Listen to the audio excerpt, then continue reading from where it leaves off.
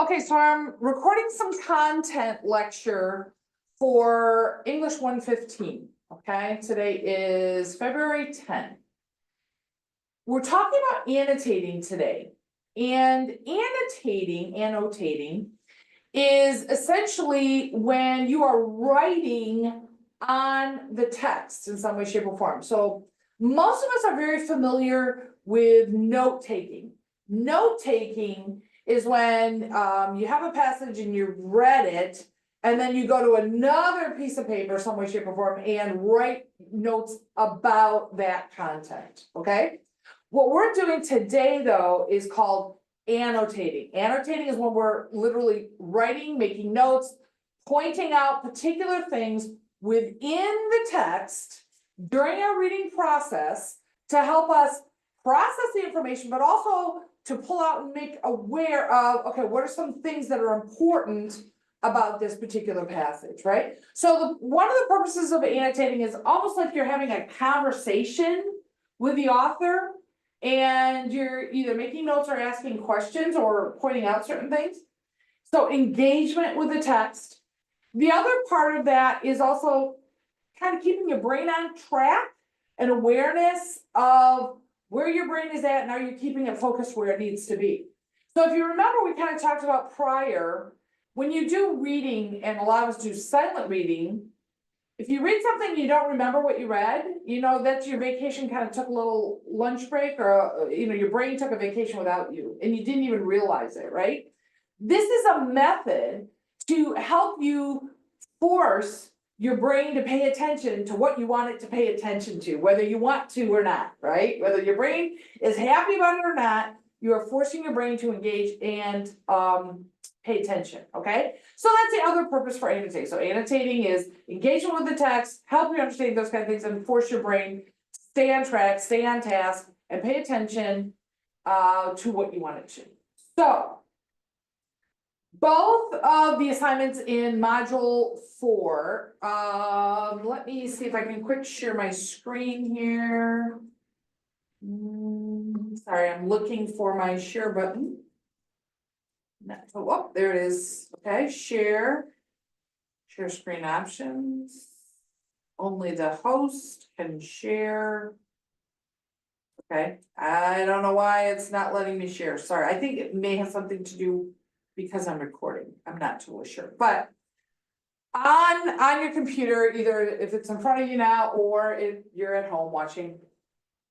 In module 4, there are 2 assignments. One is Burglar's Burglary, the other is Komodo Dragon, okay? Both are exercises in annotating.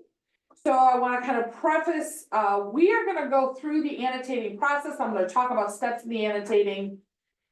And what you're doing is on those assignments, you are demonstrating your ability to follow through with the annotating per instructions. So make sure that you are aware of that. The other one, hi Jashanti, how are you today? I'm good. How are you? I am well, thank you. So what I want you to be aware of is I'm gonna go through steps in annotating. I'm gonna kind of talk to you about some things. In the end, annotating doesn't have one specific method, style, that kind of a thing. However, I need a uniformity for grading, and I can measure, you do have an understanding of how to apply annotating. So hence, that's where this is coming from. It'll be very important that you annotate and adhere to those directions that I'm providing you, okay? Because it's something that you're demonstrating, I know how to do this. So let's talk Let's talk Komodo Dragon first, okay? So on the Komodo Dragon annotating instructions, what you're gonna see is 7 things, okay? I've numbered them 1 through 7. And essentially, these are the steps for annotating. So I'm gonna talk about them initially first. So number 1, the first thing you wanna do in annotating is you're gonna turn any heading and any title it has into a question. And when you're turning a heading and turning a title into a question, you want to try for like 2. And the purpose of that is to kind of dictate your purpose for the reading, right? So you're reading the article to be able to answer that question or those questions that you did. And you're gonna write this right next to the title, right next to the heading, okay? Step 2 is you wanna underline the topic of each paragraph. Now, we've all just come off, if you remember, last week we talked about topic and stated main idea. Double snaps for anybody who can give me a shout out. What is the definition of a topic? Ding, ding, ding. Who or what the passage is about, right? So what you're doing, step number 2, is in each paragraph, you need to go in and underline what the topic would be. Now, if I'm underlining the topic, what's a couple things or one specific thing I want you to remember, and again, this is a review. Remember, topic is a word or a phrase, okay? So it's not an entire sentence. So when you're underlining, keep that in mind. Step 3, you go through, you're gonna circle any keywords or terms. These are things like vocabulary words, that kind of a thing, that you don't know the meaning of. So these are words you don't already know the meaning of in your head. And you wanna do that for any cue words. Cue words are things like, signify amounts, okay? So for example, maybe a year, that tells you what year it is, right? How much of something, you know, there were 14,000 workers in the government office that got laid off, whatever, okay, that's a cue word, that's a number, right? So short answer there is if it's a number, you definitely wanna, have that circled. Key terms, my caveat here. If it's a word you don't know the meaning of, you need to circle it. Now, there may be vocabulary words and you already know the meaning of them because maybe you have an extensive background in it. You don't need to circle them unless you don't really understand or know the meaning of them, okay? Number 4, you wanna number any items that are listed in the text. And again, this may or may not be there depending on the passage, but essentially, if they're telling you, I'll take a very simple example. The steps in making a cake, first you wanna, I don't know, get out the eggs from the fridge. Second, you wanna put the flour in a bowl. Third, you wanna do this, right? And they're talking to you about that. What you wanna do is you wanna go in and number, number 1 above whatever the first one was, 2 above whatever the second one is, 3 above whatever the third one is, okay? Sometimes, by the way, a passage will just name things in a list. There are all kinds of animals that live in the wild, such as hyenas, giraffes, elephants, lions, okay? So then what I would do is I would go and put a number, 1 hyenas, 2 elephants, 3, you know, that you just put a number above the words, right? Okay, number 5. Indicate if the author gives examples in the text. Sometimes when you're reading, they give you an example to try to help you understand a concept or something along that. Quite often, FYI, they are cued in the reading by saying, for example. So if you see that, that's a big old hint, hey, they're giving me an example. And for this one, you just certainly make a mark outside that, a little parenthesis type thing, and just write EX, example, that type of thing. Number 6, in the margins. So in the margins, and it doesn't matter if it's left or right, wherever you have room, you are gonna write out any questions you might have, or start with the topic, and then in abbreviated terms underneath, you're gonna write, okay, what support or what information do you think is important to know about that topic? So again, when you do this, you usually do this paragraph by paragraph. I usually start with the topic, I underline the topic, and then I do bullet points, okay? What do I need to know about that from that paragraph? So it would be contained in that paragraph only, okay? And then number 7, in margins, you write out any definitions or key terms to the paragraphs that you need. So remember, if there were words that you didn't understand, vocabulary that you don't get, you wanna write those out and look them up, okay? Same thing for if it's a question you have that you didn't get an understanding in the text that you need more information on. You write that out, and then that's your cue to either go find the information or ask the instructor or something like that, okay? Now, one of the things I wanna kind of talk about, so in black on those annotating instructions, those are the things you need to demonstrate in annotating, okay, when you're annotating. You're writing in the text, by the way, you're writing right in the text. But not all of them are contained for every single paragraph. Okay, this is where it's a little subjective. Some of them you should have every single time. So for example, number one, every time you see a heading or a title, you should always have one or two questions right next to it, okay? Number two, underline the topic in each paragraph. Yeah, you should do that every single time. I should see the topic underlined in every paragraph. Number three, circle keywords, terms, and keywords. This is a maybe. There may not be any words you don't know in there, like you already know all the words.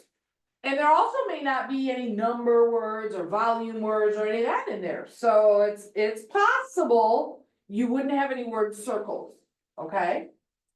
Number four, number listed items in the text. So again, this is an if. If things are listed, you number them. If they're not listed, you won't have them numbered.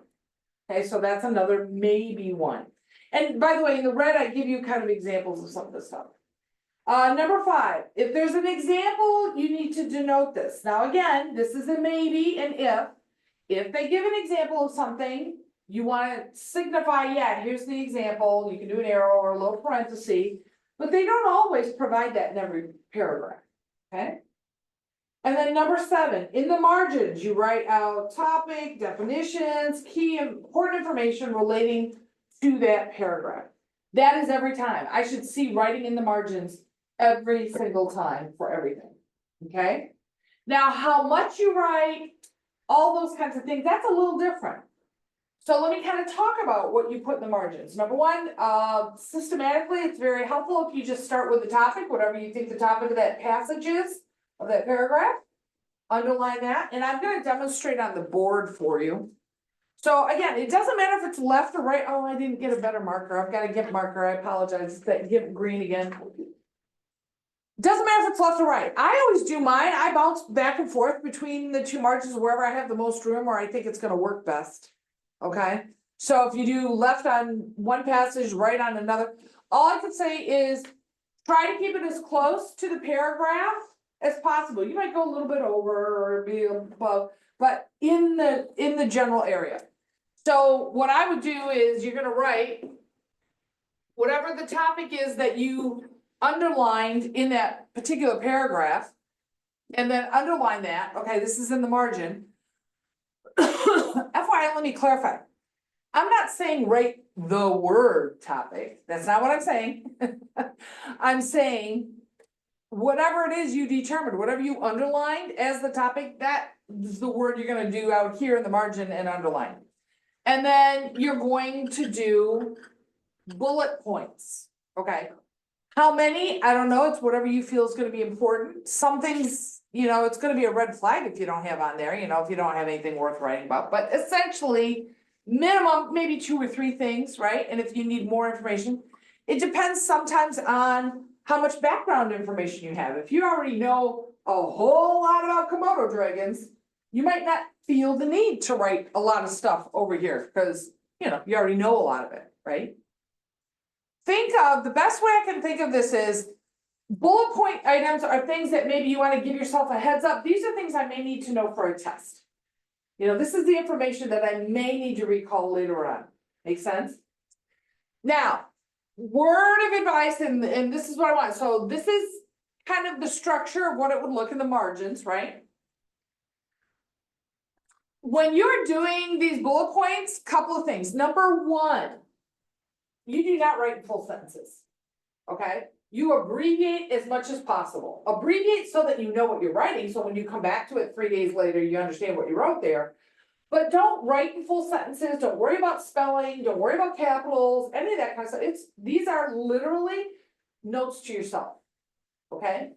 So what do I mean by that? So if I'm gonna say, I don't know, there are 13 different breeds of dogs in the United States, okay?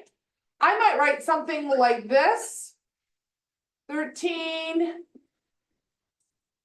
Okay, my topic was dogs, right? Now I have 13 in US, right? Now, this is me, cause I know what that means, but you might have something else there, you might wanna write BR, I don't know, breed.